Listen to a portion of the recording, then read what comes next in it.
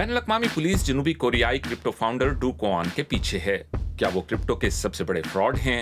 क्या टेरा और लूना नामी क्रिप्टो करेंसीज बनाने वाले डू क्वान की लापरवाही के सबब लोगों की उम्र भर की बचत जाया हुई? और क्या क्रिप्टो इस्तेमाल करने वालों को डू क्वान जैसे लोगों से तहफ़्फ़ुज़ दिए जाने की जरूरत है? क्रिप्टो एंटरप्रेन्योर डू क्वान पर फाइनेंशियल फ्रॉड, गैर कानूनी तौर पर रकम जमा करने और कैपिटल मार्केट कवानीन की खिलाफ वर्जी के इल्जामात हैं। जहन में रहे कि डू क्वान टेरा और लूना नामी क्रिप्टो करेंसियों के बानी हैं, जिनमें लोगों ने अरबों डॉलर्स की सरमायाकारी की। फिर डू क्वान की ब्लॉकचेन एम्पायर मई में जैसे जमीन बोस हो गई। 40 अरब अमेरिकी डॉलर्स का नुकसान हुआ। लाखों सरमायाकारों की रकम डूब गई। अब डू क्वान गायब हैं। एक क्रैश जिसने क्रिप्टो वर्ल्ड को हिला के रख दिया। डू क्वान ने अपनी क्रिप्टो करेंसीज को बहुत बढ़ा चढ़ा कर पेश किया, इनकी कीमत बढ़ने के इम्कानात के हवाले से। बड़े सरमायाकार जो इन करेंसियों को आगे बढ़ाने में उनकी मदद कर रहे थे, उन्होंने भी इनकी कामयाबी में मदद की। लेकिन ये उससे किस तरह मुख्तलिफ है जो कुछ स्टॉक एक्सचेंज में होता है। वहां मौजूद कंपनियों की भी मुबालगा अंगेज तशहीर की जाती है।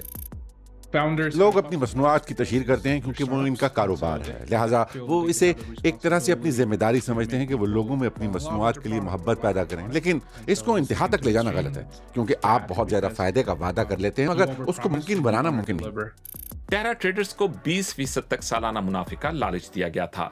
जब डू क्वान का क्रिप्टो सिस्टम क्रैश हुआ तो इससे सिर्फ जनूबी कोरिया में ही 2,80,000 सरमायाकार मुतासिर हुए।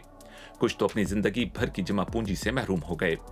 क्रैश के बाद इसके बाद सार्फिन ने रेडिट फोरम्स पर खुदकुशी से बचाने वाली हॉटलाइंस तक शेयर करना शुरू कर दी थीं।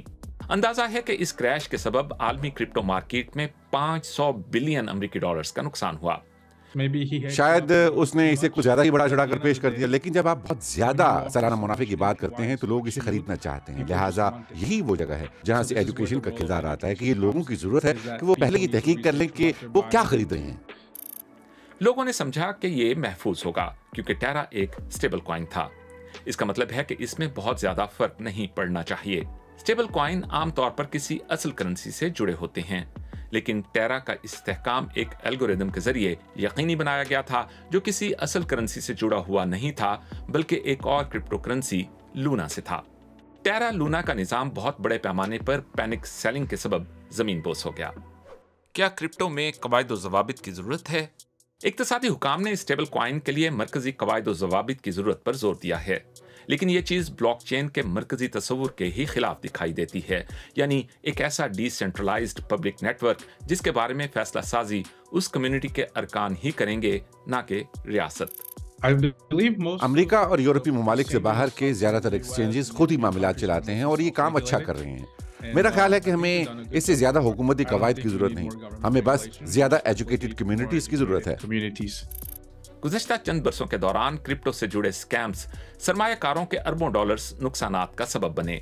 ऐसे क्रिप्टो करेंसी फाउंडर्स की वजह से जो अपने प्रोजेक्ट से रकम निकाल कर गायब हो गए, 2.8 बिलियन अमेरिकी डॉलर्स का नुकसान हुआ। क्या डू क्वान के साथ भी ऐसे ही हुआ? वो अलबत्ता ऐसे इल्जामात की तरदीद करते हैं कि उन्होंने अपनी क्रिप्टो करेंसीज को बतौर फ्रॉड तैयार किया था। उनका दावा है कि उनका अपना तमाम का तमाम सरमाया भी इसी में डूब गया है। इंटरपोल ताहम उनकी इस बात से मुत्तफिक दिखाई नहीं देती क्योंकि इसने इनकी तलाश शुरू कर दी है। क्या आप अब भी क्रिप्टो करेंसी में सरमायाकारी करेंगे? हमें कमेंट्स में बताइए। बहुत जल्द एक और एक्सप्लेनर में आपसे मुलाकात होती है। खुदा हाफिज।